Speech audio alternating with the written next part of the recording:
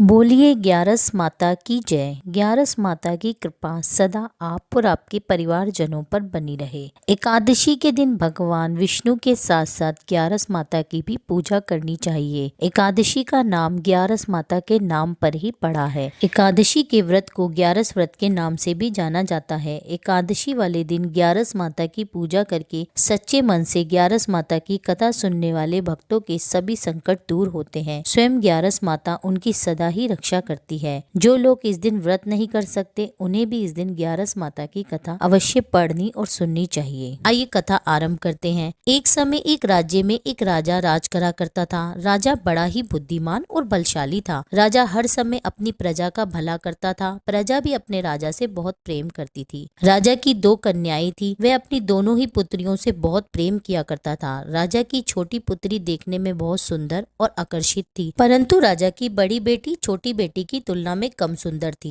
राजा की छोटी बेटी ग्यारस माता की पूजा करती थी और सभी लोग राजा की छोटी बेटी से बहुत प्रेम करते थे, उसकी बड़ी प्रशंसा किया करते थे। राजा भी अपनी छोटी बेटी को बड़ी बेटी से अधिक प्रेम किया करता था। इसी कारण राजा की बड़ी बेटी अपनी छोटी बहन से नफरत करने लगी। राजा की दोनों बेटियां जब बड़ी हो गई तब एक पड़ोस में रहने वाला राजकुमार राजा की बड़ी बेटी के लिए रिश्ता लेकर आया। जैसे ही उस राजकुमार की नजर राजा की छोटी बेटी पर पड़ी तो वह राजकुमार राजा की छोटी बेटी पर मोहित हो गया और उसे पहली नजर में प्रेम कर बैठा। राजकुमार ने राजा की बड़ी बेटी के साथ विवाह करने से मना कर दिया और उसने राजा से कहा कि मैं आपकी छोटी पुत्री से विवाह करना चाहता हूँ। जिसके बाद राजा की बड़ी बेटी यह देखकर अपनी छोटी बहन पर बहुत क्रोधित हो गई और राजा की बड़ी बेटी अपनी छोटी बहन को अपना सबसे बड़ा शत्रु मानने लगी। राजा की बड़ी बेटी ने अपनी छोटी बहन से बदला लेने का निर्णय कर लिया, जिसके लिए उसने अपनी छोटी बहन को जान से मारने की योजना बनाई। राजा की बड़ी बेटी ने अपनी छोटी बहन को मारने के लिए सबसे पहले एक लड्डू में जहर मिलाकर उसे खाने के लिए दिया, लेकिन छोटी बहन द्वारा उस लड्डू को खाने के बाद भी छोटी बहन को कुछ नहीं हुआ। बड़ी बहन ये देखकर बहुत ही आश्चर्यचकित हो गई, लेकिन उसने हार नहीं मानी और उसने रात के समय जब उसकी छोटी बहन कमरे में सो रही थी तब एक मटके में सांप रखकर उसके कमरे में छोड़ दिया, लेकिन सांप भी छोटी बहन का कुछ नहीं बिगाड़ पाया। जिसके बाद बड़ी बहन ने अपनी छोटी बहन से कहा कि चलो हम लोग कुएं में से पानी भरकर लाते हैं, जिसके लिए वह अपनी छोटी बहन को पानी भरने के बहाने कुएं के पास ले गई और उसने अपनी छोटी बहन को कुएं में धक्का दे दिया। लेकिन छोटी बहन को तब भी कुछ नहीं हुआ, क्योंकि हर बार ग्यारस माता उसकी रक्षा कर रही थी और उधर बड़ी बहन अपने सारे प्रयासों में असफल हो रही थी, जिसके कारण वह और अधिक क्रोधित होती जा रही थी। फिर उसने अपनी छोटी बहन से जाकर उसने स्वयं ही पूछ लिया कि मेरी छोटी बहन, तुमको पता है कि भगवान ने सबकी मृत्यु एक निश्चित समय पर लिखी हुई है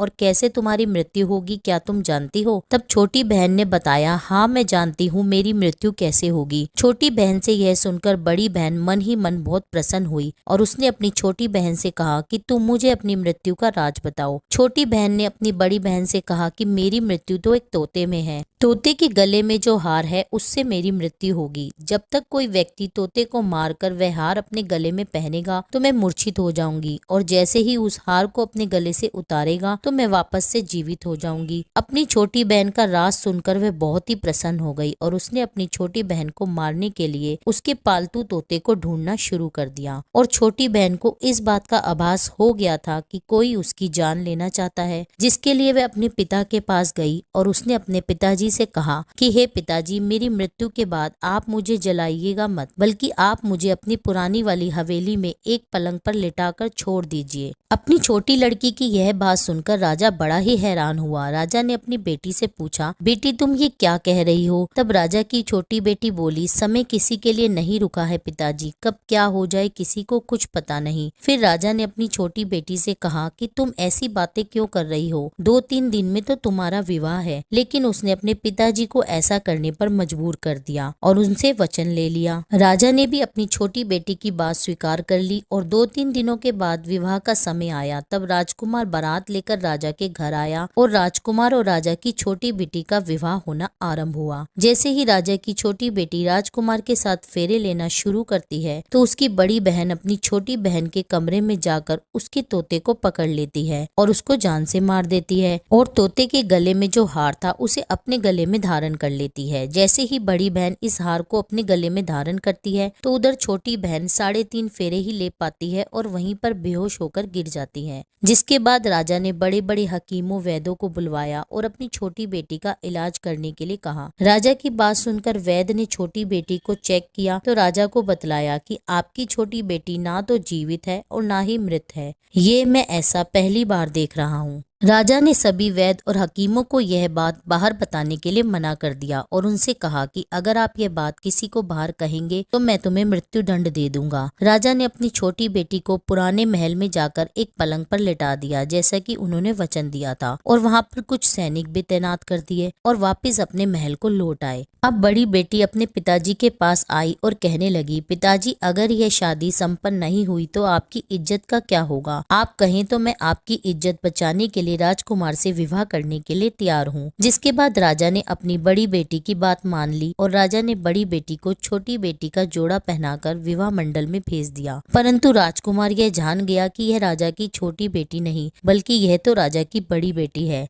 तो सभी लोगों ने राजकुमार को विवश करके बचे हुए फेरों को संपन्न करा दिया और विवाह करा दिया। जिसके बाद राजकुमार राजा की बड़ी बेटी को अपने साथ महल में ले गया। परंतु राजकुमार राजा की बड़ी बेटी से ना तो बात किया करता था और ना ही उसको पसंद करता था और ना उसके आसपास भटकता था। और राजकुमार ने यह फैसला लिया था कि वह अपनी प्रेमिका को ढूंढ कर रहेगा और यह जानकर रहेगा कि उसके साथ क्या हुआ है। एक दिन राजकुमार अपने घोड़े पर सवार होकर राजा के पुराने महल के पास पहुंच गया जहां पर उसने कुछ सैनिकों को तैनात देखा। महल के पास पहुंचकर राजकुमार ने महल को ध्यान से देखा तो वह समझ गया कि यह तो हमारे ससुर जी का महल है। तब राजकुमार ने सैनिकों से पूछा कि तुम लोग यहाँ क्या कर रहे हो और इस महल के अंदर उस पलंग पर कौन लेटा है? जिसके बाद सैनिकों ने बताया कि यहाँ पर राजा की छोटी बेटी लेटी है। यह सुनकर राजकुमार बहुत प्रसन्न हुआ और वह तुरंत अपनी प्रेमिका के पास पहुँच गया और उसकी सेवा करने लगा। और जैसे ही रात हुई तो राजा की छोटी बेटी उठकर खड़ी हो गई। राजकुमार यह देखकर बहुत खुश हो गया और उसने यह पूछा, तुम यहाँ क्या कर रही हो और तुम मेरे साथ महल में चलो। राजा की छोटी बेटी ने राजकुमार को सारी बातें बता दी कि मेरी जान एक तोते में बसी थी और मैंने यह बात सिर्फ अपनी बड़ी बहन को बताई थी और मैं जानती हूँ कि उसने ही मुझे मारने का प्रयास किया है। उसके पास एक हार है जिसको वह सुबह पहन लेती है और रात को उतार देती है। जब तक वह हार सुबह के समय पहनी रहती है तब तक मैं मूर्छित रहती हूँ और जैसे ही वह हार उतार देती है तो मैं जीवित हो जाती हूँ और जब तक मेरी बड़ी बहन के पास हार है तब तक मैं ऐसे ही जीवित और मूर्छित होती रहूंगी। अगर मेरी बड़ी बहन के पास जो हार है वह मेरे हाथ लग जाए तो मैं हमेशा के लिए जीवित हो जाऊंगी। राजकुमार ने यह बात सुनकर राजा की छोटी बेटी के पास रहने का निश्चय किया और उसने बचे हुए सारे फेरे उस पलंग में लेटी राजा की छोटी बेटी के साथ ले लिए और अपना विवाह उसने पूर्ण किया और वहीं पर वह रहने लगा। देखते ही देखते कुछ समय बाद राजा की छोटी बेटी और राजकुमार की पत्नी गर्भवती हो गई। एक बार राजकुमार को किसी काम से बाहर जाना पड़ा तब छोटी बहन के पेट में बहुत दर्द होने लगा। जिसके बाद उसने ग्यारस माता का आह्वान किया। जिसके बाद वहां पर ग्यारस माता प्रकट हुई और उन्होंने अपने भक्त के दर्द को दूर किया और उसे एक पुत्र की प्राप्ति हुई। और वहीं पर अचानक से राजकुमार भी आ पहुंचा। राजकुमार ने जब ग्यारस माता को देखा तो वह आश्चर्यचकित हो गया और उसने तुरंत माता को प्रणाम किया। ग्यारस माता ने राजकुमार से कहा कि जब तुम्हारा पुत्र 5 वर्ष का हो जाए तब तुम अपनी पत्नी का हार लाकर इसके गले में डाल देना। और देखते ही देखते राजकुमार और राजा की छोटी बेटी का पुत्र 5 वर्ष का हो गया। तो राजकुमार अपने बेटे से कहता है कि बेटा मैं कुछ काम से बाहर जा रहा हूँ, तुम अपनी माता का ध्यान रखना। और यह कहकर वे वहाँ से चला जाता है। राजा को बाहर निकलते हुए बड़ी बहन के सैनिक देख लेते हैं और बड़ी बहन को जाकर सारी बात बता देते हैं। जिसके बाद बड़ी बहन अपनी छोटी बहन के पुत्र को वहाँ से उठवा लेती है और उसको मरवा देती है। अपनी छोटी बहन की बेटे के 2 टुकड़े करवा देती है। पहला टुकड़ा चक्की के पास छुपा देती है और दूसरा टुकड़ा अपने पलंग के नीचे रख देती है। अब ग्यारस माता एक भिखारिन का रूप लेकर आती हैं। एक भिखारिन का रूप धारण कर बड़ी बहन के यहाँ भिक्षा मांगने लगती हैं बड़ी बहन अपने नौकरों से कहती है जाओ उसको भिक्षा दे दो, लेकिन जैसे ही नौकर ग्यारस माता को भिक्षा देने के लिए आते हैं तो माता उन्हें मना कर देती है और कहती है कि मैं तुम्हारी महारानी से ही भिक्षा लूंगी। जिसके बाद बड़ी बहन स्वयं माता को भिक्षा देने के लिए आती है। तब माता एक बिल्ली का रूप धारण करके उसके कमरे में चली जाती है और वहाँ छोटी बहन के पुत्र के 2 टुकड़ों को आपस में जोड़ देती है और उसे जीवित कर देती है और उसे वहाँ से ले जाती है। राजकुमार अपने पुत्र को लेकर अपनी पत्नी के पास जाता है और कहता है कि तुम इसका ध्यान रखना, अगर तुम इस बच्चे का ध्यान अच्छे से रखोगी तो मैं तुमसे बात करूंगा। एक दिन राजकुमार अपने पुत्र से कहता है कि तुम अपनी मम्मी के गले का हार मांग लेना। जिसके बाद राजकुमार का